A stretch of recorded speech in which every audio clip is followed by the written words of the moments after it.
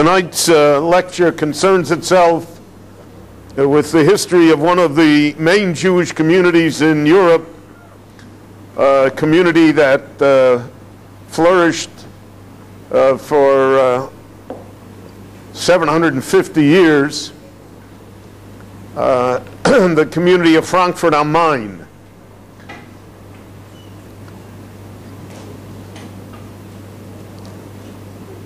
That's the reason that the lecture is starting on time tonight.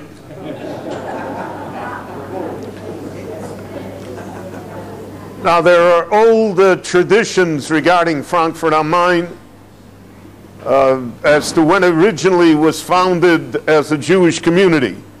The earliest record that we have as a Jewish community dates from the beginning of the 1200s, from the beginning of the 13th century. It's interesting that when the Crusaders destroyed the other Jewish communities in Germany, Spires and Worms and Mainz, there's no record of Frankfurt at all. And even in as late as 1241, there only were 180 Jews that lived in Frankfurt. And we'll see that Frankfurt was a relatively small community till well into the 17th century. The history of Frankfurt can really be summed up in three words: pogroms, rabbis, and disputes. Because the community had, unfortunately, great pogroms, fortunately, very great rabbis, and again, unfortunately, very bitter disputes within the Jewish community itself. And because of that, therefore, that's how it shaped the community. The first pogrom that we have noted dates back again to 1241, when the 180 Jews who lived in Frankfurt all were massacred. And then there was no community again until 1246. Now, in the 1200s, it was the time of the Holy Roman Empire. So there was an emperor, and then there was the archbishop who headed the church, the Catholic Church, and then there was the city of Frankfurt itself. All three levied taxes against the Jews, so that the Jews paid an enormous amount of money, relatively speaking, and certainly relative to the rest of the population, for the privilege of living in Frankfurt. And the competition between the archbishop, between the church, between the emperor, and then between those two and the city, the municipality itself, as to who could extort the most money out of Jews. This was the story of the Jews in Frankfurt for a long period of time. The Jews in Frankfurt were mainly money lenders out of the population, and we'll see again in a moment that it was a very small population, but 60–70% of the Jews were engaged in money lending. And money lending was as follows: they borrowed money from noblemen. The Jews themselves did not have the capital. So today we call it banking, where the bank takes your money and lends it out at a rate of interest and pays you a smaller rate of interest. And the spread between the two rates of interest is basically the profit of the bank. Well, in the Middle Ages, in this period of time, the rates were usurious. They were tremendous. The cheapest rate was 34–35%. Many times the rate was 50%, which meant that the loans could almost never be paid back because the interest payments were so large. And because of that, there was always this tremendous risk of never recovering your capital. You would lend somebody 100 marks or whatever, and he'd never pay you back, but meanwhile he'd pay you 400 or 500 or 600 marks in interest. So that was the basis of money lending. And because of that, you can imagine it was not a popular, the people who lent the money were not popular with the populace. The people who borrowed the money felt, and justifiably so, that they were being extorted. And this always put the Jews in a precarious position, because many times, and especially it happened twice in Frankfurt in the 14th century, in the 1300s, the debtors who owed the money gathered together as a mob and went and burned down the Jewish houses, went and burned down the Jewish neighborhood, because that's how they got rid of the debt. And therefore, the business end of Jews in the Middle Ages was terribly precarious, because the Jews were forbidden in Germany to do anything else. They couldn't own real estate, couldn't trade in weapons and cloth and spices and silk. They weren't allowed to do any of that. And they couldn't be farmers because they couldn't own land. So there was really no way of making a living. And this method, therefore, of money lending or of operating small stores or being a tradesman, a shoemaker, a carpenter, etc., were the only means available for Jewish economy. And it's not surprising, therefore, that there was this tremendous push of French and German Jews eastward towards Poland, towards Slovakia, because in that period of time, the 1200s, the 1300s, the kings of Poland and Slovakia invited Jews to come and gave them rights and privileges, allowed them to be merchants, and because of that, the Jews followed the route of opportunity and moved east, so that Eastern Europe became the bastion of Jewish life in Europe, while Germany remained secondary because of the problems involved in making a living. In 1349, the Black Death, the bubonic plague, struck Europe. We cannot imagine the effect that that plague had upon Europe. 1/3 of the population died. Entire cities were emptied. The forest came back and reclaimed all of the cleared land. It was a time of mass destruction. And what made it even worse is that there was no explanation. No one knew the idea of contagious diseases. No one ever heard of the bubonic plague. No one ever realized that it could be caught merely by breathing the air, let alone being bitten by the flea. And because of that, therefore, and the Middle Ages generally was a time of enormous superstition. The people believed in all sorts of things, demons and dragons. The whole industry which exists today in the entertainment world of all of these imaginary demons and dragons is really a throwback to the beliefs of the Middle Ages. Except today, so to speak, we think it's in fun. We think that it's not serious. But they took it was deadly serious. So there were a group of people who were called flagellants, who somehow whipped themselves with a lash, with a whip, as a penance, because they thought that there must be some tremendous sin that they committed in order to bring this plague on all of Europe. And they traveled from town to town whipping themselves. They also traveled from town to town creating pogroms. So in 1349, they came to Frankfurt. And first they extorted an enormous amount of money from the Jewish community, and then they set fire to the Jewish neighborhood. Now, all the buildings were built of wood and of thatched roofs, so that we'll see that in Frankfurt, the city burned down 5, 6, 8 times completely. And the Jewish neighborhoods burned down more often than that. There were no Jews left in Frankfurt after the flagellants. But the Jews, for some reason, were always attracted to coming back to Frankfurt. So 10 years later, we find that there were 17 Jewish families in Frankfurt. In fact, in 1357, there were 12 families.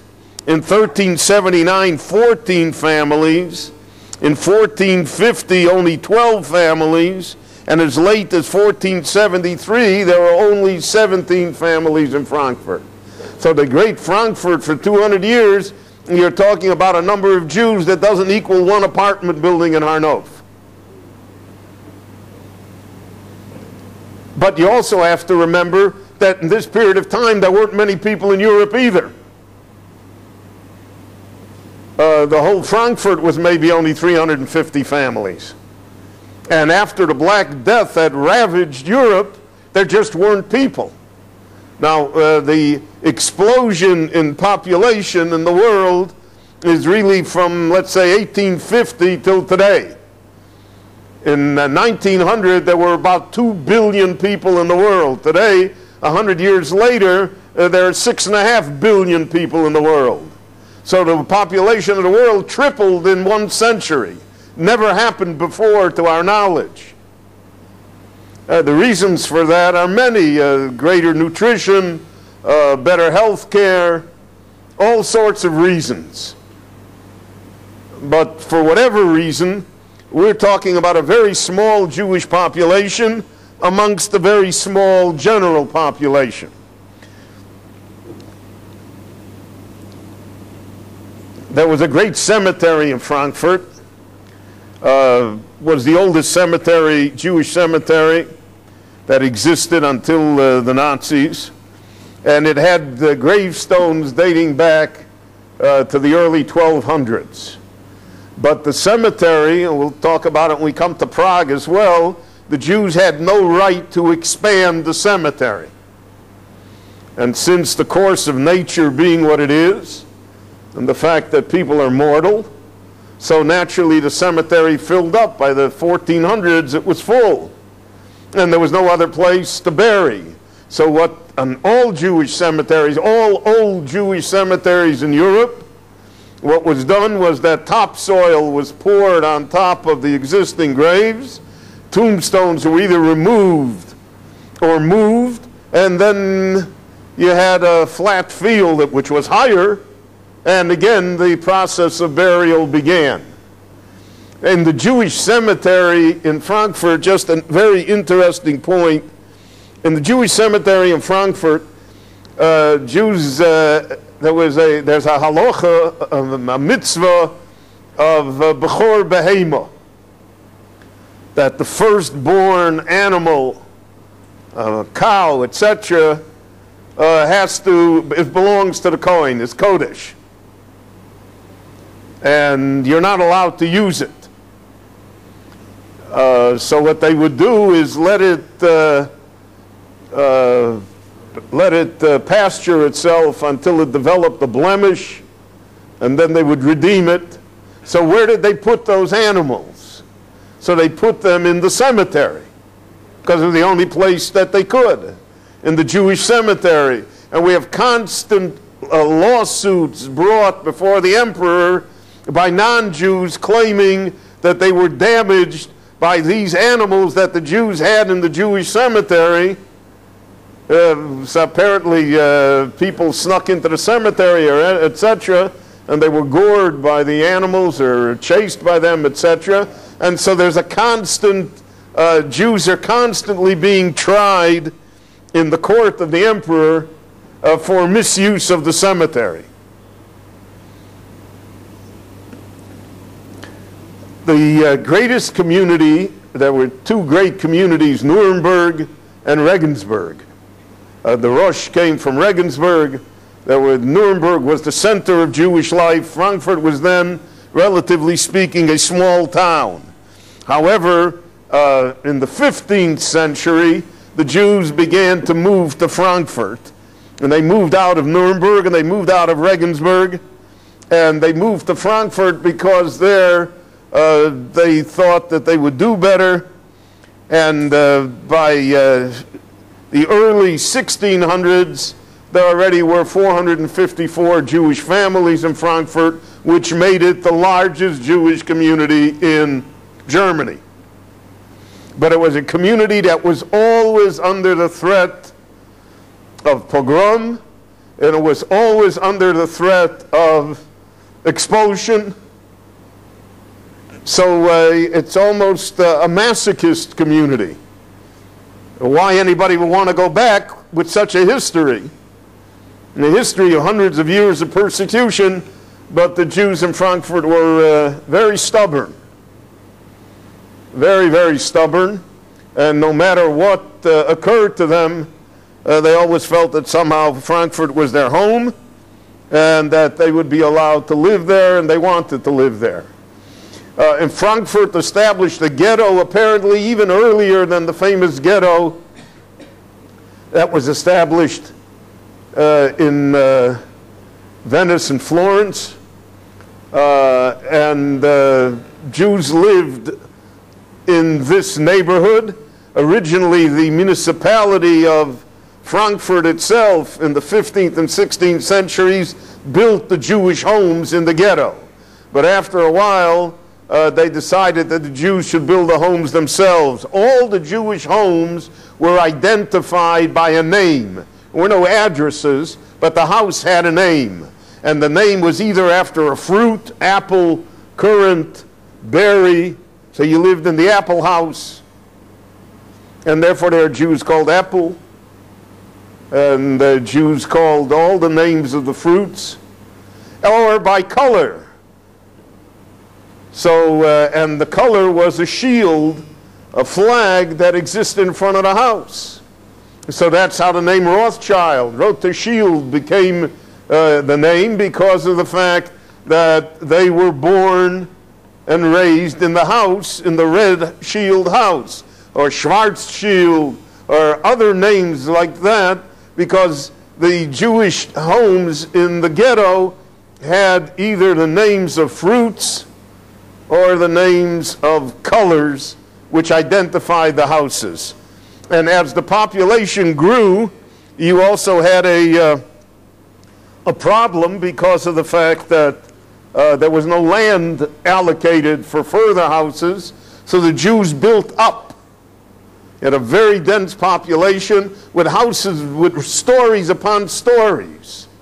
So they had some that were as high as 11, 12 stories. But it had the foundations, and the rest of the walls couldn't bear such weight. And therefore, as part of the story of Frankfurt, there always were enormous collapses of houses, because of the fact that the houses, the skyscraper idea, building with iron, with steel, etc., none of that was present. And so sometimes, they figured out that if it could hold 8 stories, then it could hold 9 stories too. Why not? And then about 3 years later, they figured out why not, when the whole thing collapsed.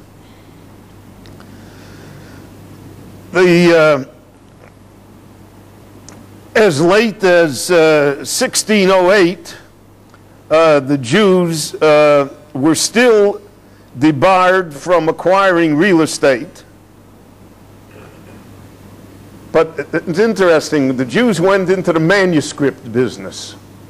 What do I mean, the manuscript business? They were money lenders. They were money lenders. You have to have collateral. What collateral could they get? So part of the collateral that they always looked for were manuscripts. Old manuscripts, copies, early books, editions, so that Frankfurt became famous. The Jews were in the business of buying and selling manuscripts, many times to the church. And many times the manuscripts that they bought were church manuscripts. So you have all sorts of questions in halacha then. Are you allowed to deal in those things? Are you allowed to somehow make transactions regarding church manuscripts, etc.? They were forbidden to deal in spices, provisions, weapons, cloth, and wheat. So that pretty much took them out of the market in anything. Now, the Jews many times violated all of these laws, or they created dummy companies in which they got German non-Jews to front for the company, and they were the ones that really did the business. So that the company's license or the company's name was that of the non-Jew, but the actual business was operated by Jews, and this was very, very common in Frankfurt. And we find it also in the shilas and shuvas of the time, especially regarding what if the non-Jew does business on Shabbat? What if the non-Jew does business on Yom Tov? What if the non-Jew deals in items that the Jew should not deal in? Does that somehow affect the status of the Jew as being the silent partner, as being the one behind all of these? These are all questions that appear in halacha, but they reflect what went on in the times. There was in the 30 Years' War in the middle of the 17th century. So this was the war between the Protestants and the Catholics. The war was very, very bitter in Germany, because Germany was the home of Martin Luther, who was to a great extent the leader of the Protestant movement. Luther began his career as a Catholic priest, as a monk, and then he rebelled against the church, against the excesses of the church, the abuses of the church, both in money and in person. And he created this Protestant movement. Now he felt, Muhammad also felt the same way, that the reason that the Jews were not Christians was because of the church, because of the beliefs of Roman Catholicism.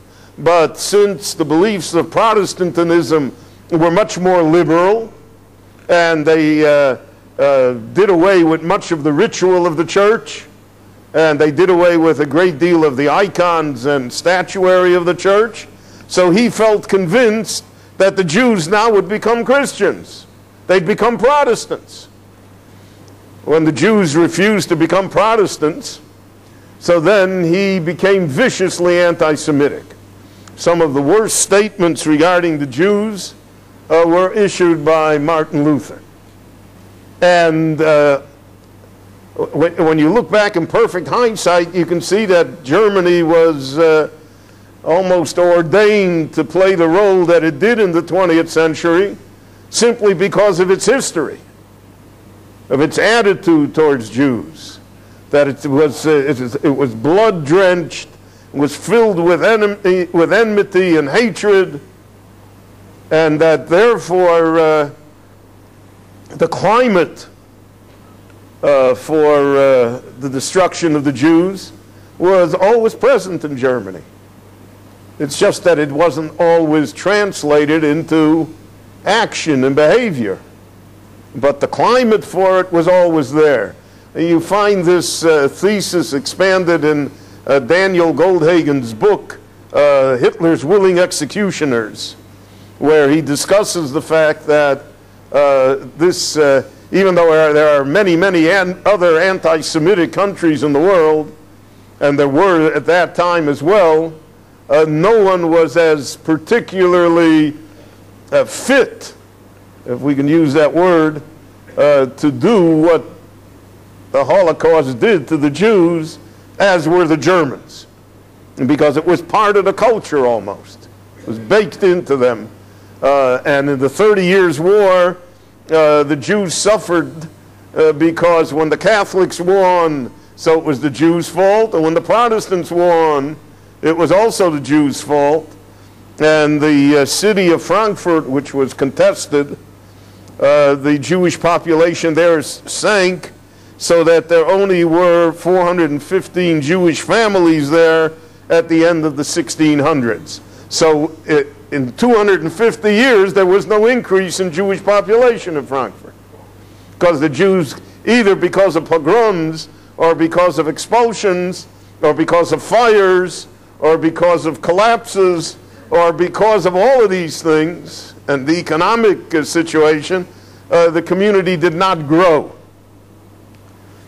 The situation changed in the 1700s, early 1700s. So now we come to the part about the disputes. In Frankfurt, all of the main disputes in the Jewish world spelled themselves out in Frankfurt. Shabtai Tzvi, the false Messiah. So in the 1650s, he bursts on the scene. By the 1670s, he is proven to be an apostate, a fraud, a sham. But there was a large Sabbatean group in Frankfurt.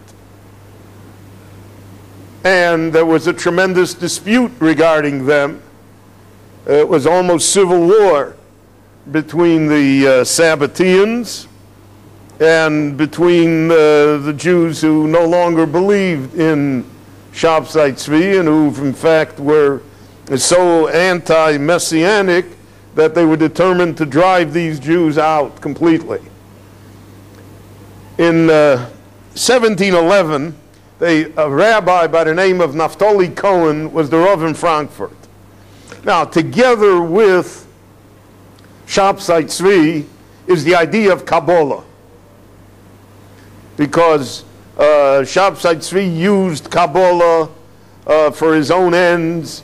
If you read Gershon Sholom's work on the biography of Shabtai Tzvi, so he maintains, there are scholars who disagree with him, but he maintains that it was the spread of Kabbalah that allowed this spirit of messianism that really created Shabtai Tzvi. And if it would not have been for the spread of the Kabbalah, especially the Kabbalah of the Ari, then it never could have happened. But that it was a direct result of this spread of Kabbalah to the masses who didn't know how to treat it, who didn't know how to deal with it, and therefore, so to speak, they took the chuck and drove it over the cliff. Well, Naphtali Cohen, the Rav in Frankfurt, was a Kabbalist. He was not a Sabbatean. He was not someone that followed Shabtai Tzvi, but he was a practitioner of Kabbalah. In 1711, a fire broke out in his house. The fire burned down his house. It burned the shul next door. It burned the mikveh. It burned down the entire Jewish quarter.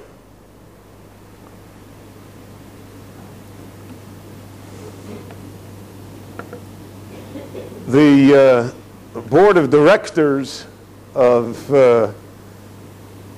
Rabbi Cohen's community decided that the fire was caused by Kabbalistic incantations which he recited in his house, and that therefore he was responsible for burning down the Jewish community of Frankfurt. There is no limit to the reasons that one can find for discharging a rabbi. And so they fired poor Rabbi Cohen, who all of his life afterwards, he was still a relatively young man, could never get another rabbinic position because wherever he went, the fire went with him, right? They were afraid he was going to burn down their communities too. So even though he was a great Talmid Chacham, but his active support of and practice of Kabbalah is really what did him in because of this great fire. By 1715, 4 years later, again, the Jewish community came back to Frankfurt and started to rebuild the neighborhood. And In 1721, there was another fire in Frankfurt. Now there was no rabbi to blame, but the fire was of such a nature that, again, it destroyed over a third of the Jewish homes in Frankfurt. So we find that this is almost also part of the story of Frankfurt, is that the town burns down every few years. Second conflict. First one is about Kabbalah. The second conflict is about Rabbi Yonasan Eibeshitz. Rabbi Yonasan Eibeshitz was originally the Rav in Prague. We'll talk about him when we talk about Prague next. He was a great Gaon, great Talmudic scholar, but he was a practitioner of Kabbalah.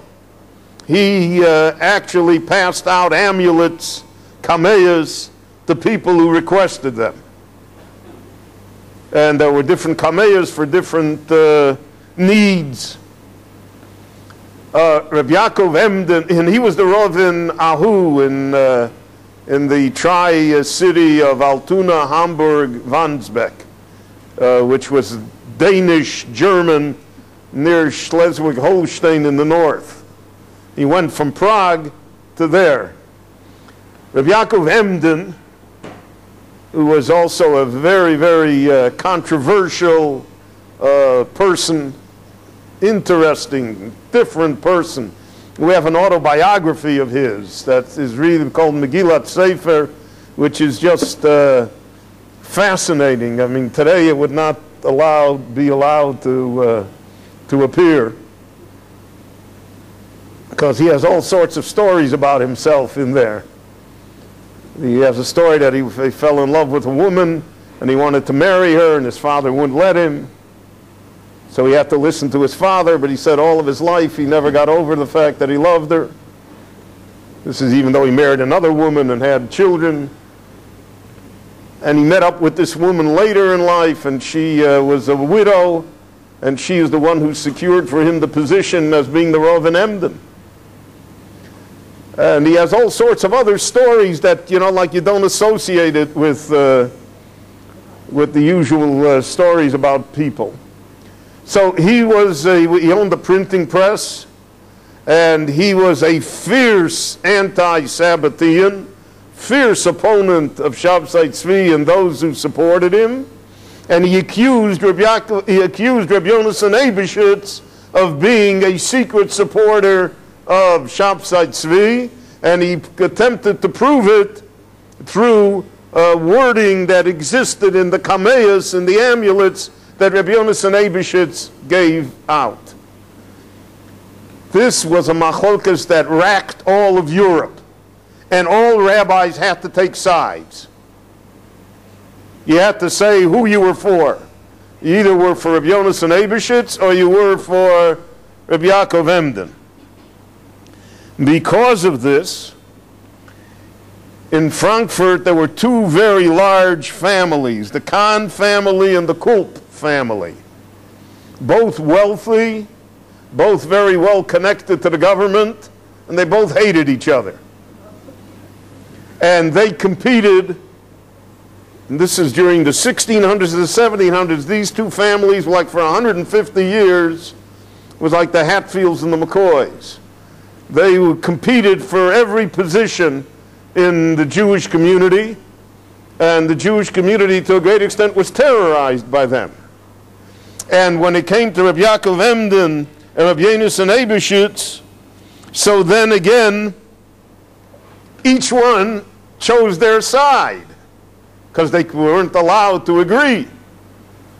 And the Rav who defended Rabbi Yonasan Eibeshitz was thrown out by the other family that felt impelled to do so simply because the other party was on his side. So you see that this was a very difficult place to be a rabbi in. Very difficult. And nevertheless, as we'll see in another few minutes, it always had great rabbonim. Very few lasted the term of office, but it always attracted great rabbonim, always attracted great scholars, great rabbis. To be the Rav in Frankfurt was a was a great honor that people would not decline. So that was the second machlokas. Whose side were you on? Rav Yonasan Ebershitz or Rav Yaakov Emden? People didn't intermarry because of it. There were fist fights in the synagogue because of it. People walked out when somebody got an aliyah. I only say this to emphasize how peaceful our synagogue is.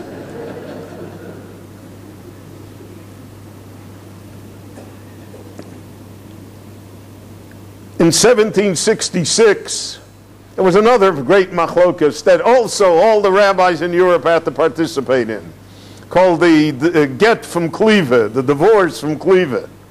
Cleva, excuse me, Cleva was a town where a young man married a woman, and his family was not happy with the shidduch.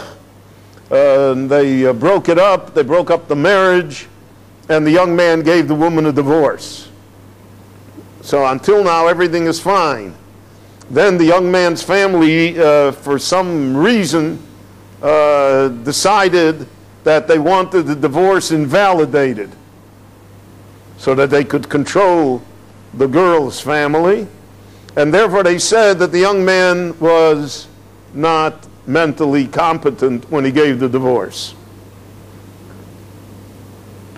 And this question of the divorce, of whether she had the right to remarry or not, became a cause celebrated throughout Europe.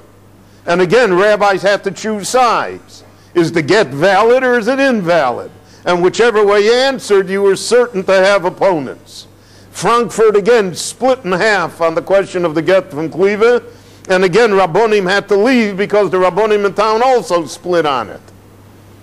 And again, this became part of the politics of the two great families that were running Frankfurt. So one said, yeah, it's a wonder, it's a good divorce. If they said it's a good divorce, the other one said, no, it's not a good divorce. If she gets married, the children will be mamzerim. How can that be? All fights in the Jewish world come with a tallis wrapped over it. They all bring in faith and religion. You know, we like to drag God into all the things that we do. Don't want to leave him out. So here you have these examples which greatly impeded any Jewish growth in Frankfurt because they always were fighting with each other.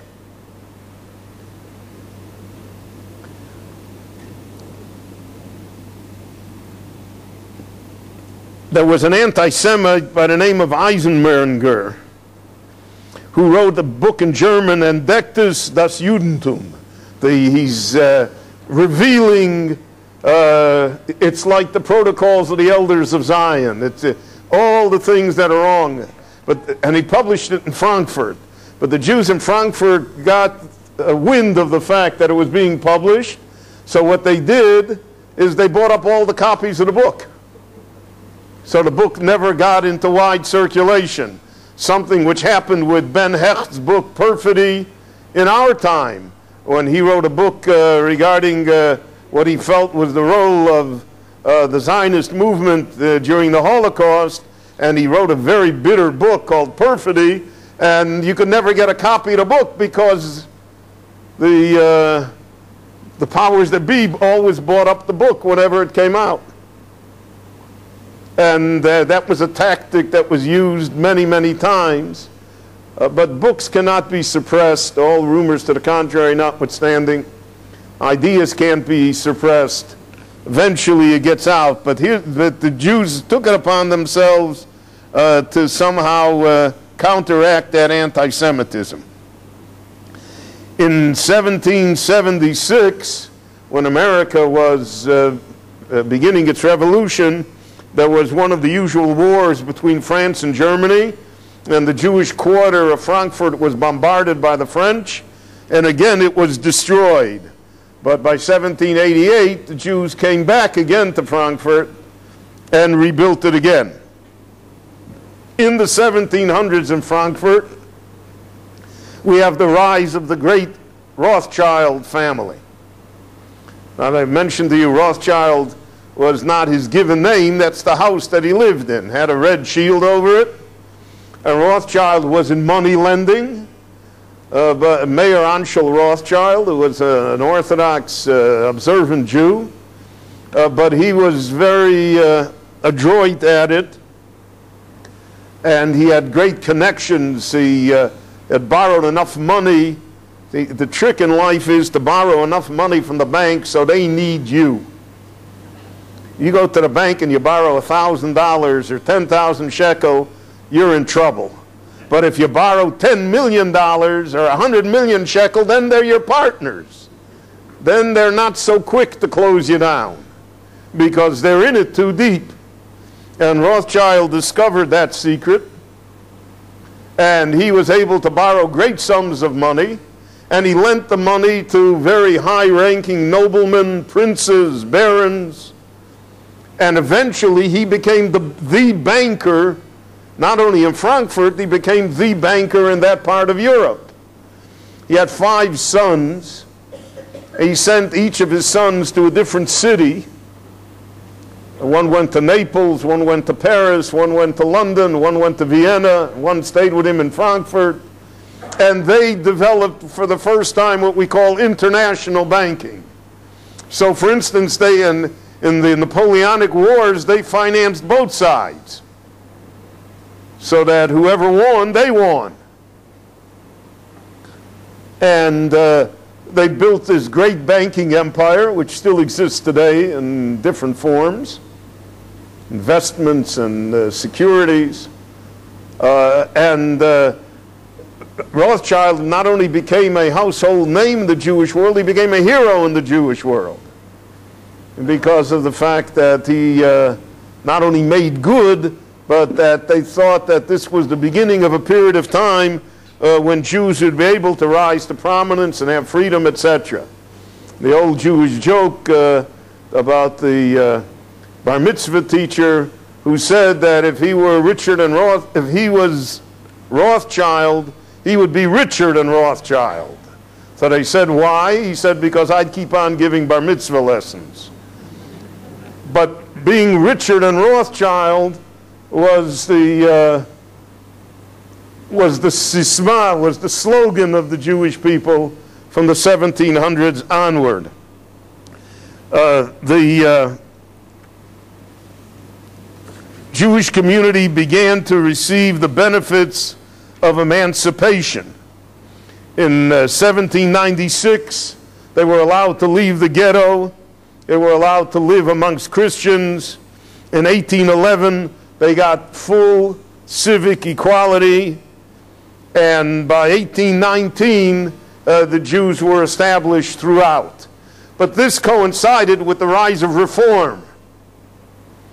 In the early 1800s, Germany was overrun by the reform movement, beginning in 1803 in Hamburg, but it spread throughout Germany. Great reform temples were built. In fact, Geiger was once the rabbi in Frankfurt. Abraham Geiger, who was really the father of the reform movement.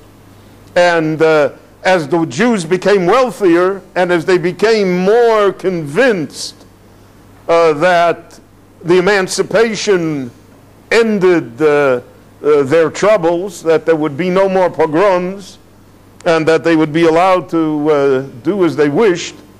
So because of that, reform gained very, very strong representation until the majority of the Frankfurt community was reform.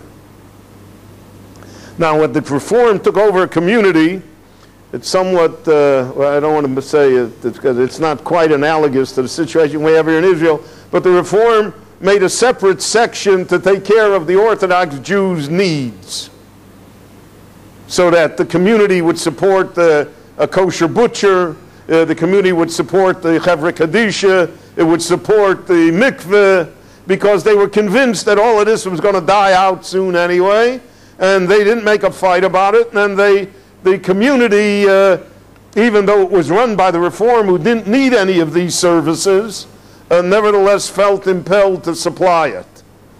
And then there came the great question of whether or not the Orthodox should belong to such a community. which is really the story of Rabbi Samson Raphael Hirsch. Hirsch was he was a Rav in Moravia. Not only a Rav, he was a member of the parliament in Moravia.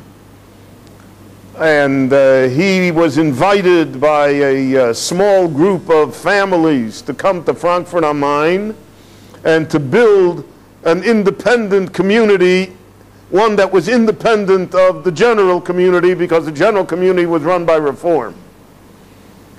And his community was called Austritt because of the fact that it stepped out of the general community. And after a long fight, both with the Jews and with the non-Jewish authorities, Hirsch was able to get his community recognized as a separate community. And he built the great Orthodox community of Frankfurt am Main based on those principles that he would have nothing to do with the Reform. Completely independent.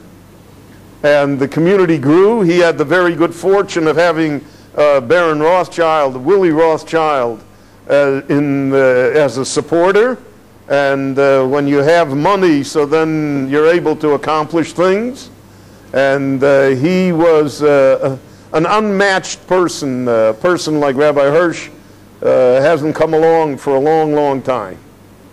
Both with his Torah wisdom, with his general knowledge, with his vision, with his philosophy, and with the strength of his personality. And he was able to create this great community, but it was not the majority community in Frankfurt. It never was. Hirsch had his opponents because there were Orthodox Rabbonim who felt that they should not leave the general community.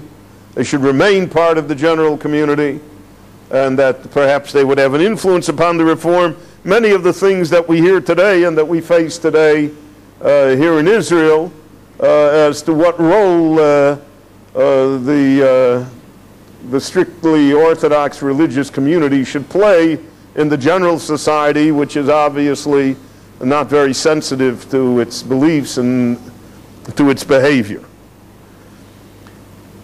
In the late 1700s, there was a Rav in Frankfurt by the name of Rabbi Nosson Adler. Rabbi Nosson Adler was a great Talmud Chacham, but he was also a great Kabbalist. Once, this is still only 60 years, 70 years after the incident with Rabbi Naftali Cohen, and therefore the community was very sensitive to people who practiced Kabbalah, etc. It also was the time of the beginning of the Hasidic movement, and Germany never was hospitable to the Hasidic movement. And for these reasons, Reb Nosson Adler was driven out of town. He had his own private minyan, he had his own private yeshiva, but the Jews of Frankfurt drove him out.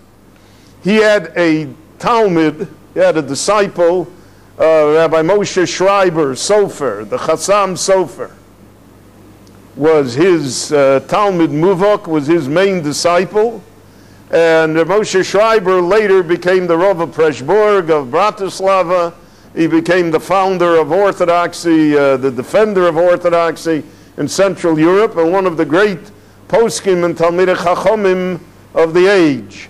He always signed his tshuvas, Anochi Moshe Sofer me Frankfurt the Main. He always identified himself as being from Frankfurt. That was his pedigree, so to speak, and as being a Talmud of Nosson Adler. We have such history before.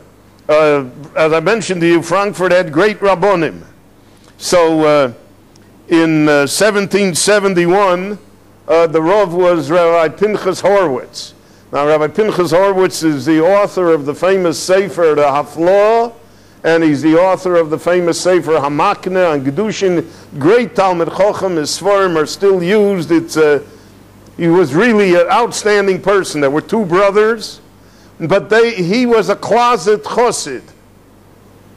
He was a chassid from Eastern Europe. When he came to Frankfurt, he couldn't publicly display it, but that's who he was.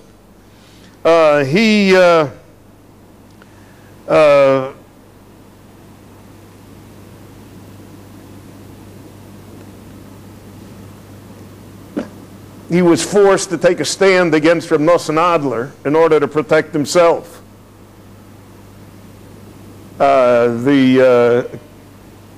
His situation was never strong.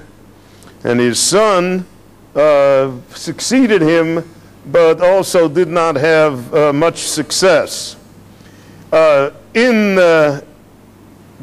the Hafloah, there was a Rav, the famous Rav Yaakov Yeshua Falk, the author of the Pnei Yoshua, which again is one of the basic books of commentary to the Talmud. Now, he was driven from town. Not just fired, he was driven from town because of the fact that he backed the wrong party in a certain dispute, and he was driven from town. So here you have great Rabbonim who just simply are unable to last there. The Shaloh, Rabbi Yeshaya Levi Horowitz, who later became the Rav in Prague, began as the Rav in Frankfurt. Now, between Prague and Frankfurt, there always was a connection. Rabbonim came back and forth, and he was the Rav in Frankfurt for 14 years, and then he moved to Prague, and from Prague he came to Eretz Yisrael, where he died.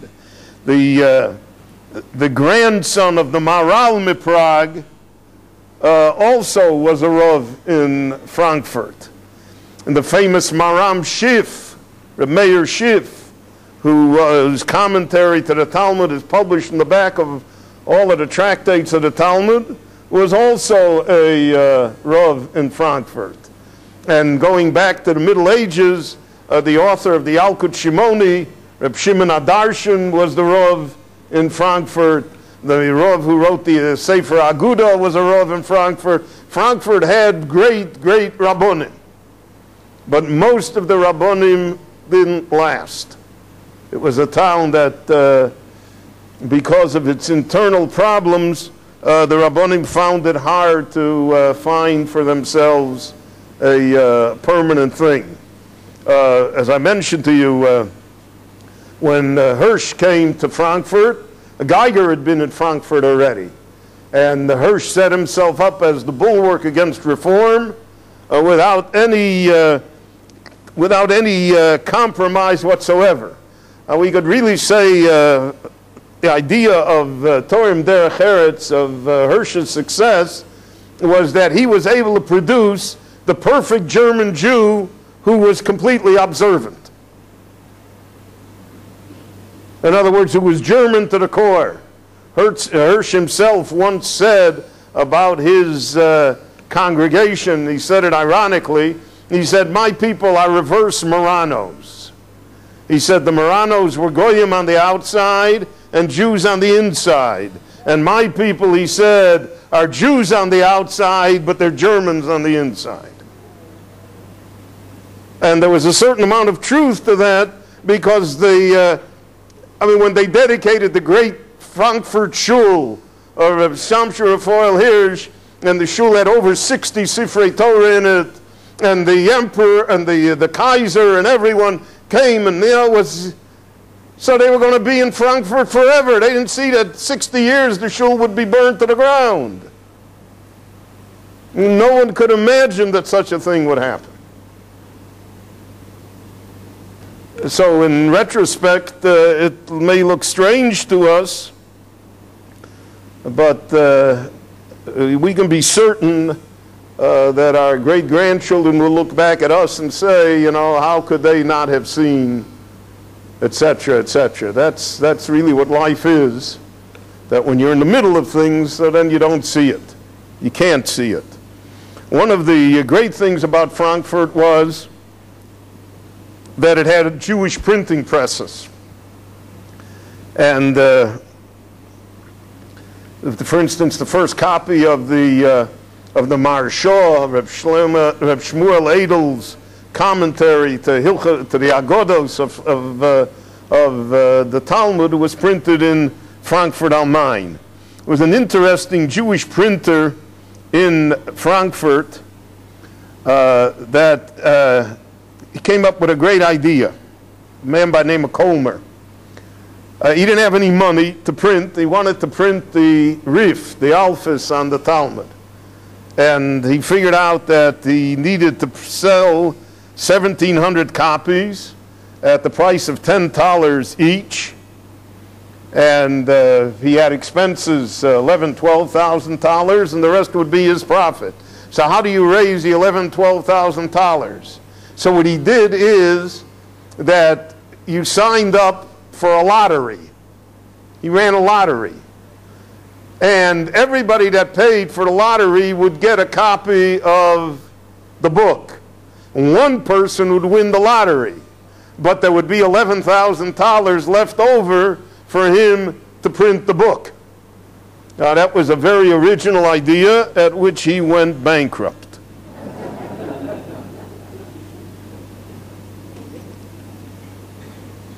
There are two famous works that describe the customs and ritual of Frankfurt.